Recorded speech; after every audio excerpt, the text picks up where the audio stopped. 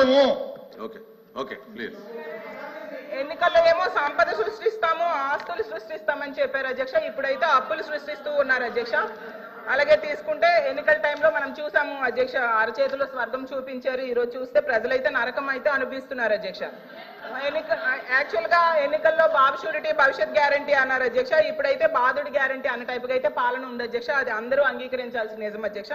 గతంలో జగన్మోహన్ రెడ్డి గారి పాలనలో ప్రజలకైతే అమ్మఒడి వచ్చేది, విద్యా దీవెన వచ్చేది, వసతి దీవెన, చేయూత, ఆసరా ఇవన్నీ వచ్చేవి అధ్యక్ష.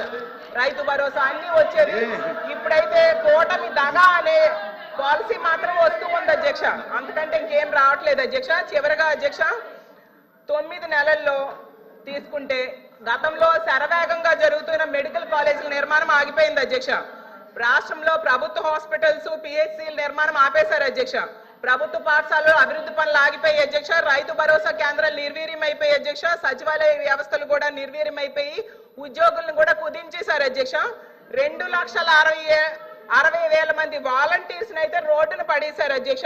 వాలంటీర్స్ ఎంత దారుణంగా మోసం చేశారంటే ఎన్నికల టైంలో అధ్యక్ష ముఖ్యంగా రామానాయుడు గారు ఎంత ఘోరంగా అంటే అందరికంటే అధ్యక్ష వాలంటీర్ లోకేష్ గారు మాట అధ్యక్ష వాలంటీర్ల చేత వాళ్ళే రాజీనామా చేయించారు. అంతా రాజీనామాలు చేయించారు సార్. మీరు రాజీనామా చేయించలేదా? కూర్చోండి. ఎల్ఓపి గారు రాజీనామా చేయించలేదా మీరు? ఒక్క నిమిషం సార్.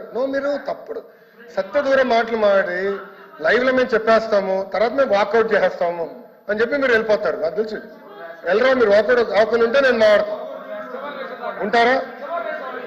చివరి నిమిషం వరకు ఉంటే నేను ఎందుకంటే అధ్యక్ష గత 2 సెషన్లు మీరే చూశారు.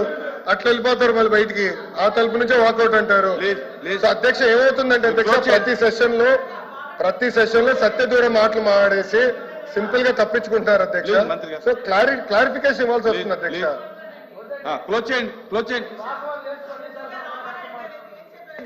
క్లోజ్ చేయండి. ఫైనల్ అధ్యక్ష 2 నిమిషాలు. చంద్రబాబు నాయుడు గారు, పవన్ కళ్యాణ్ గారు చెప్పారు, కావాలంటే వీడియో చూపిస్తాను అధ్యక్ష. మేము అధికారంలోకి వచ్చాక 5,000 నుంచి 10,000 చేస్తాము. 10,000 అవ్వగానే చించినాడ పూతరేకులు చాలా ఫేమస్, అవి ఇవ్వండి అని చెప్పారు అధ్యక్ష.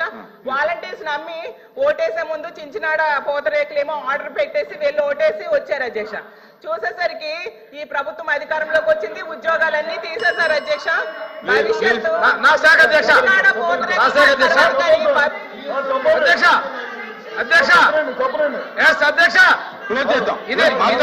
ఇదే సభలో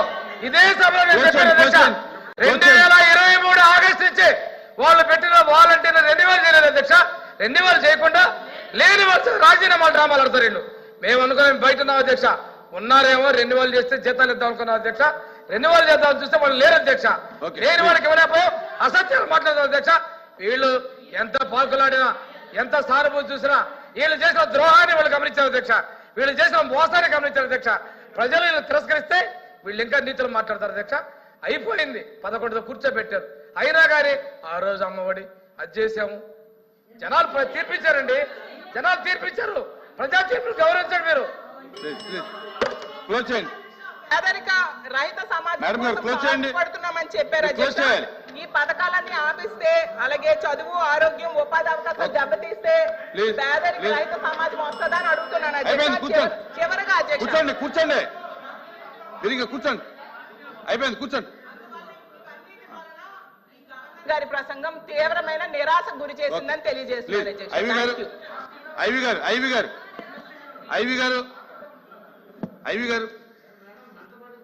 అధ్యక్ష. 38 పేజీల గవర్నర్ ప్రసంగంలో స్పష్టత లేదని చెప్పి మా పీడిఎఫ్ కామెంట్. ఎన్నికల సందర్భంగా హామీలు ఇస్తున్నారు, అమలు మాత్రం హామీలు ఇచ్చినట్లుగా జరగడం లేదు.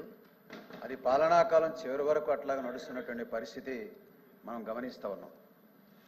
ఎన్నికల హామీల్లో సూపర్ 6 అమలు ఎప్పుడూ కూడా ఈ యొక్క గవర్నర్ ప్రసంగం స్పష్టం చేయలేదు.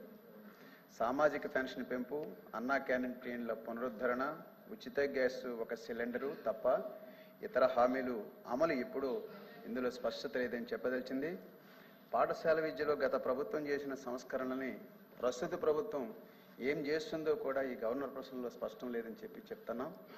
అలాగే చేయదగినటువంటి మార్పులు ఏమైనా ఉంటే అది ప్రజాస్వామ్యతంగా చర్చించి చేయాలని చెప్పి కూడా పీడీఎఫ్ తరపున ఈ ప్రభుత్వానికి విజ్ఞప్తి చేస్తూ ఉన్నాం. ఏకపక్షంగా చేస్తే ఎదురు దెబ్బలు